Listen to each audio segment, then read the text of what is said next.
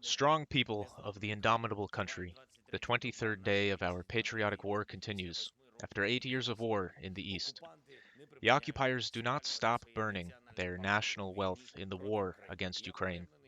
I am confident that by attacking us they will destroy everything that Russian society has achieved over the past 25 years, and they will return to where they once began to rise from, as they say, to the wicked 90s, but without freedom, without the creative desire of millions of people to work for the development of their state.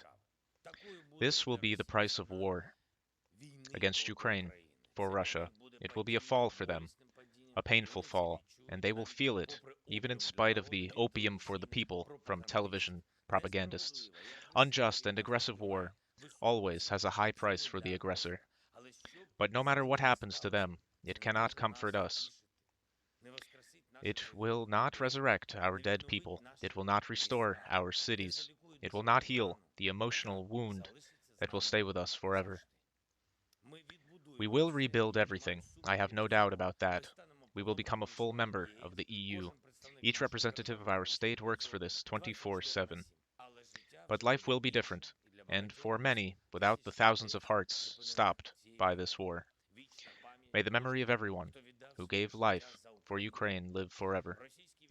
Russian troops have continued treacherous shelling of our peaceful cities and our communities.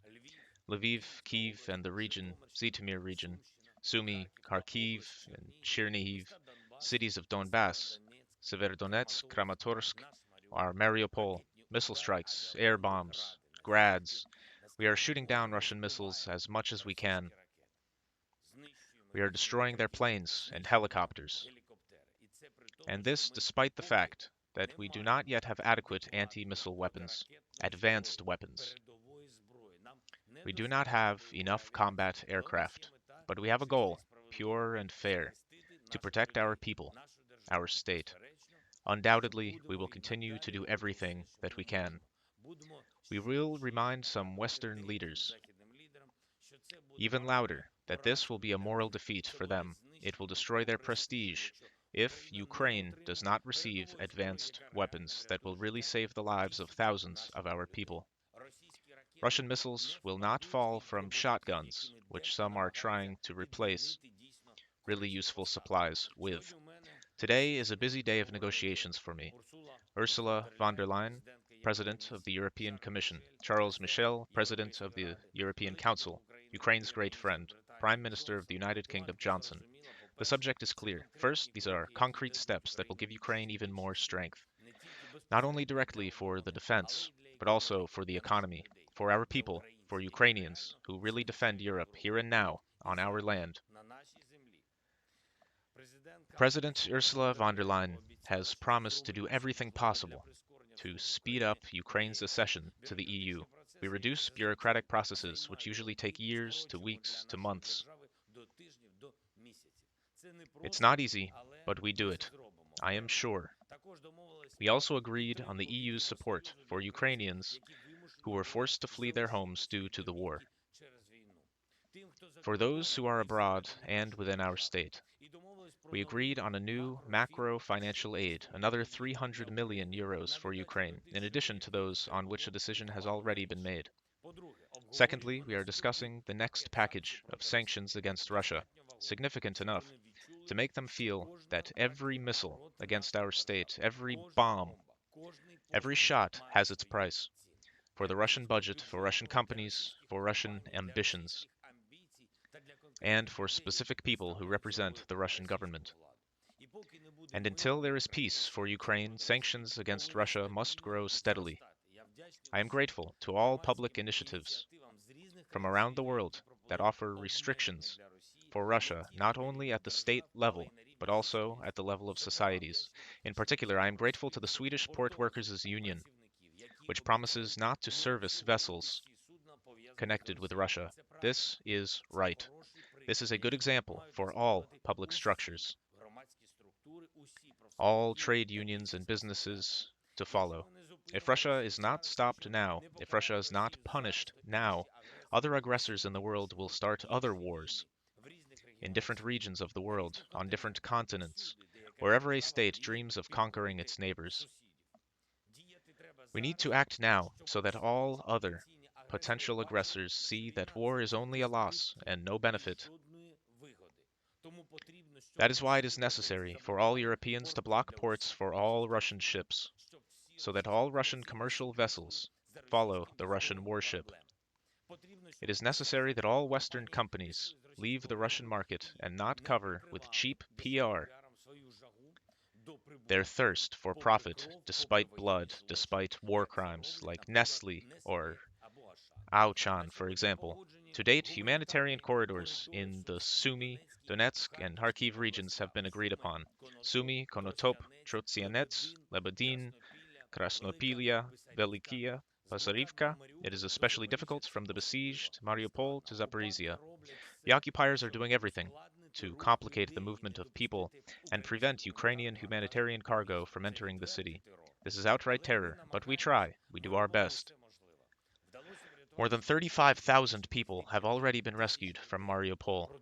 Rescue work is underway at the site of the bombing by the occupiers of the theater, where Mariupol residents hid from shelling, used it as a shelter. It is known that as of now, more than 130 people were rescued, but hundreds of Mariupol residents are still under the debris. Despite the shelling, despite all the difficulties, we will continue rescue work. The situation in the Kharkiv region is very difficult. The occupiers do not stop trying to destroy our city of Izium. People in Balaklia are being tortured. Our team is doing everything to organize a working humanitarian corridor to these cities and deliver food, water, and medicine. I instructed the Cabinet of Ministers, the Secretary of the National Security and Defense Council of the Verkhovna Rada, to develop a format of decisions that will speed up the supply of all necessary goods from abroad. This is especially topical for food, fuel, and other goods that meet the basic needs of society. War is not a time for bureaucrats and careerists from different departments to complicate the provision of goods for people. We want to simplify the passage of goods that Ukrainians need now through customs as much as possible. If this requires the removal of taxes and excises during martial law, we are ready to do so. If it is necessary to remove customs officers who do not understand the tasks of wartime to act quickly, we will do so. Our borders must be open to everything Ukrainians need. I am waiting for the appropriate decisions by the end of the day, and then the support from people's deputies. Because now everyone has to work only for Ukrainians, only for our state, for defense, not for ambitions, not for fear, not for bureaucracy. Everything is for the protection of Ukraine. Today I signed a decree on the awarding of state awards to 138 servicemen of the armed forces. In particular, the Order of Bohdan Khmelnytsko of the second degree is awarded to Siersky Alexander Stanislavovich, commander of the land forces. Since the beginning of the full-scale Russian invasion, he has been leading the defense of Kiev. Thanks to his professional and courageous actions, the enemy suffered significant losses and was driven away from the capital. During the defense of Kiev, more than 30 settlements in the Kiev region, which were temporarily occupied by the enemy, were liberated. Major Mazurok Taras Leonidovich, commander of the tank battalion, defending the Donetsk region. He inflicted significant losses on the enemy and significantly stopped his advance. Sergeant Nutsa Ruslana Vasilyevna was awarded the Order of Courage of the third degree, senior combat medic. She personally took part in the evacuation of the wounded from Vodyano, Shirokinyo, and Mariupol. Thanks to her actions, 31 of our defenders were saved. She continues to perform tasks in Mariupol. Glory to all our heroes. Glory to Ukraine.